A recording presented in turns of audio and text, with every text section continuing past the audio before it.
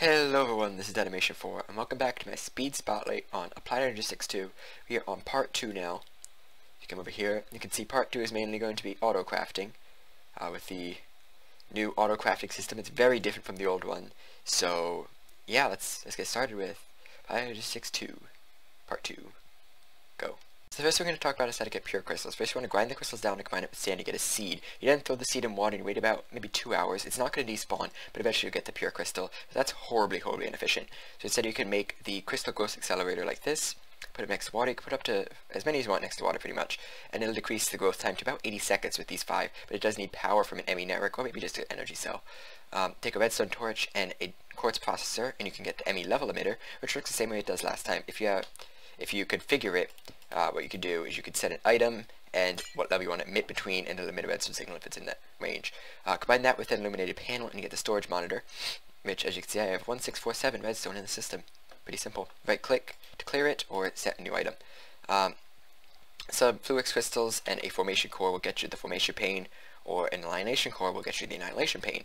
And what this does is, if I were to take maybe some redstone and some cobble, if I throw redstone in here, it's going to eat it up and that's going to spit it back out. Because this I have configured to redstone, but this will eat anything pretty much. It only spits it out because I have that configured to redstone. And if I put down cobble, it'll place the cobble over there. So this will output anytime the system receives the item. So if I put this redstone in there, it's going to pretty much throw it right back out in my face. Just like that.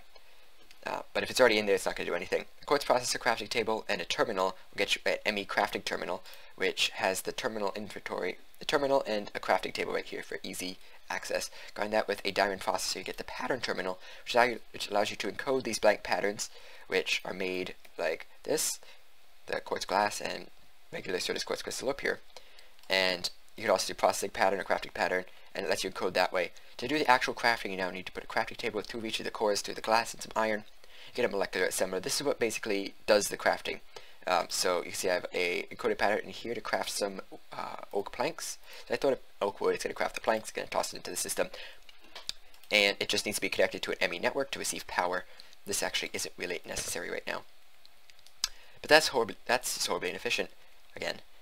So I'm going to do 2 quartz processors and a gold processor with some cable and some iron. You get a crafting unit. This is the basis block for making the other crafting unit blocks, crafting CPU blocks. Put it with any storage component, and you get the storage that goes along with it. This is 1K for 1K. It looks like this in inventory, but that when you place it in the world. Combine it with a diamond processor, you get the crow processing unit, and combine it with a storage monitor, you get the crafting monitor. And then you put those all together. It must be in a rectangular prism, so 6 sides, no more. And basically how this works is it's a crafting terminal. It basically handles crafting jobs. This more storage allows it to handle larger jobs, and more co-processing units allows it to do more things at once. The crafting monitor simply just shows you what's kind of going on. So now what you can do is you take the molecular assembler, you put an interface on it, and this is where you put your patterns. See, I have a big pattern that makes a furnace. And I need this to actually do the crafting, to control that pretty much. So now I'm going to take out this furnace. I'm going to click this, select mount 1. You can see it takes 34 bytes, which means I need at least 34 bytes in the system. This crafting terminal, you can tell by what it had 264K, it has 131K bytes, and 1 coprocessor, so it's going to get it done in no time, even though it's only one thing. And also an illuminated panel, an interface, and a diamond processor will get you an ME interface terminal, and this allows you to access all the interfaces of your system, which is important when you get crafting systems like this. This is what your crafting system at some point may look like. You got a bunch of molecular assemblers, each with interfaces, and this is where you put your patterns. They can be filled up with patterns. You can probably take things like 72 patterns in this system. You could also have maybe some furnaces with interfaces on the top for smelting things, and import buses on the bottom, maybe some pulverizers. Then you're going to want to have one big, giant, expensive CPU that's going to do your huge jobs, and maybe some smaller ones. So you can see each of these has 3K storage and a coprocessing unit. This one has like so much storage and 9 coprocessing units. So it's a bit more expensive, but it's a bit better. So lever, 2 pieces of redstone will get you a toggle bus, which works like the dark cable from last time. You power it, it cuts it off, and you depower it, puts it back on. You can also put it in a crafting table and invert it. So you can see the interface terminal. You can see my 8 interfaces collected to molecular assemblers. You can see each of them has the 9 slots just for the crafting thing. You can move them around from here, like a control point. You can see also the 4 pulverizers and also the 4 redstone furnaces. And lastly, you can name your crafting CPUs, just toss them in an anvil is probably the best way. That way when you do crafting jobs, you can actually reference them by name as opposed to just by their size and all that other information. So that's applied Energistics to Autocrafting in 4 minutes and 44 seconds.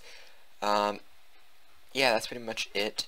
The system itself I have over here does rely on making sure to use channels right, which I haven't gotten into yet.